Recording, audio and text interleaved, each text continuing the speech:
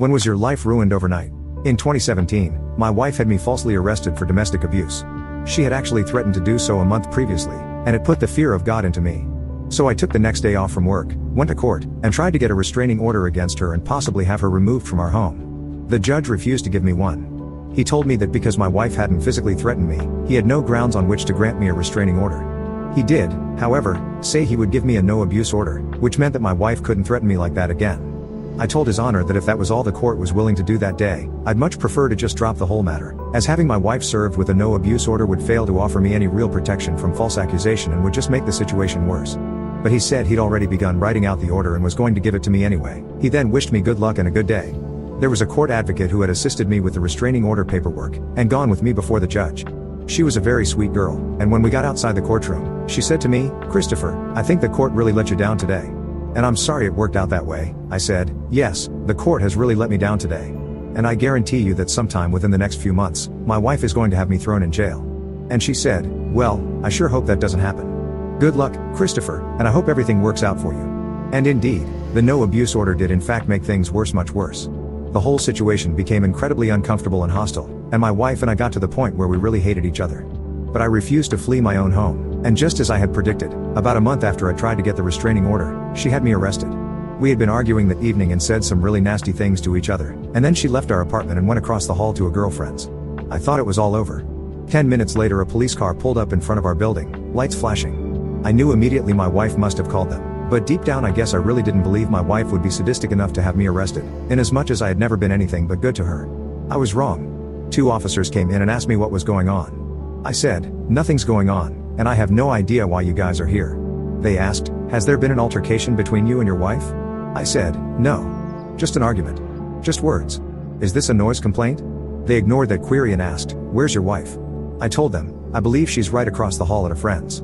"Okay," they told me, "stay here while we go speak to her." "No problem," I replied. They went across the hall and were there for 20 minutes. And I knew something must be going on, because it doesn't take 20 minutes to tell 2 cops that we just had an argument and that everything was fine. I knew she must be inventing some kind of major bullcrap story for them. And sure enough, when the officers returned 20 minutes later, they told me to stand up and put my hands behind my back, as they were placing me under arrest for domestic violence. "Domestic violence?" I said. "What violence?" "It was a simple verbal argument," they said. "Well, she's saying differently. And we're placing you under arrest." "What did she say?" I asked. "She claimed I put my hands on her." They ignored those questions and proceeded to handcuff me and bring me to the police station. I found out the next day that she'd told them I had grabbed her by the hair and thrown her to the floor, which, please believe me, was a complete and total fabrication. An utter invention on her part. I've never hit a woman in my life or treated a woman in any such fashion. Never. I spent 18 days in jail. I'd just gotten paid the night my wife had me arrested and had $800 cash on me, but the bail bondsman set my bail at $1,500 because I had a DUI from 16 years ago and one other minor charge on my record, and because domestic violence is taken so seriously here in the Bay State. I knew I could get the bail reduced, which I did, but I had to sit in jail for 18 days before I could get in front of a judge again and get my bail lowered to $500, and spring myself, which I did. Of course, my wife had immediately requested a restraining order against me, which was granted, for 1 year, so when I walked out of the jail I was essentially homeless. She'd also done such an excellent job of portraying me as an evil monster and claiming she was in such fear for her life from me that the court only granted my release on condition that I will be fitted with an electronic ankle bracelet that would monitor my movement and make sure I stayed away from my own home, and my wife. My friends did all they could to help me, but the winter of 2017-18 was the worst time of my life. I had to plug the ankle bracelet in every night for 2 hours to charge it. Half the time I never knew where I'd be staying that night, and because my 2 best friends lived very close to where my wife and I had lived, I was unable to stay with them for fear of setting the ankle bracelet off, although I would have been more than welcome at either of their homes. I wound up spending more than a few nights at the local homeless shelter, which was only a slight improvement over the prison. Aside from my bail, I was forced to shell out a ton of dough for an attorney, which was really pretty pointless when all was said and done. Because eventually, I had to plead out, because, although there was absolutely no physical evidence that I had assaulted my wife, no photos of bruises, black eyes, or anything even remotely like that, my lawyer told me, "Christopher, you have a good case and I'm ready to go to trial with you on this. But, as you're paying me to protect your best interests, I must tell you that, if your wife is willing to get up on the witness stand and lie like a trooper and cry and pull all the stops out, this whole thing could go south on you. If the jury believes her story, of course, they'll bring in a guilty verdict. And if that happens, I may be able to avoid jail time for you, but maybe not. Domestic violence is taken very seriously here in Massachusetts, and you could wind up doing 6 months or more if found guilty. I'm willing to do whatever you want, but it might be in your best interest to just plead out, avoid jail time and walk away from this whole miserable mess. I know you're innocent, but it might be the best course of action for you.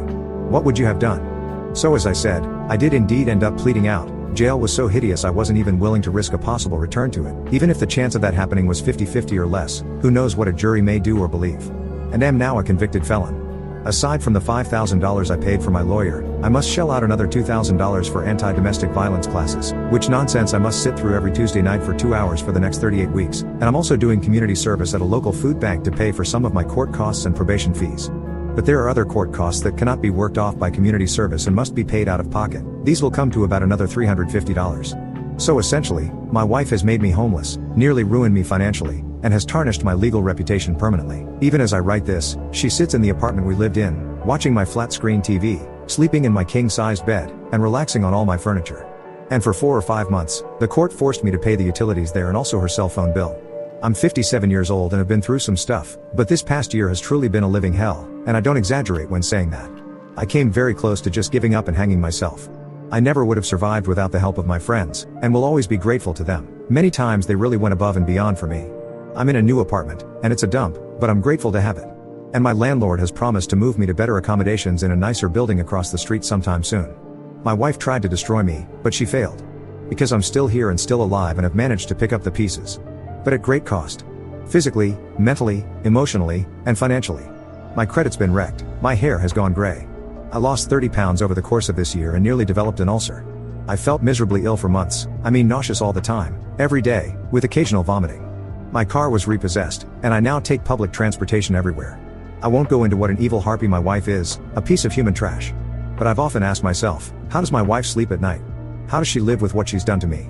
Knowing she had me imprisoned on a false charge?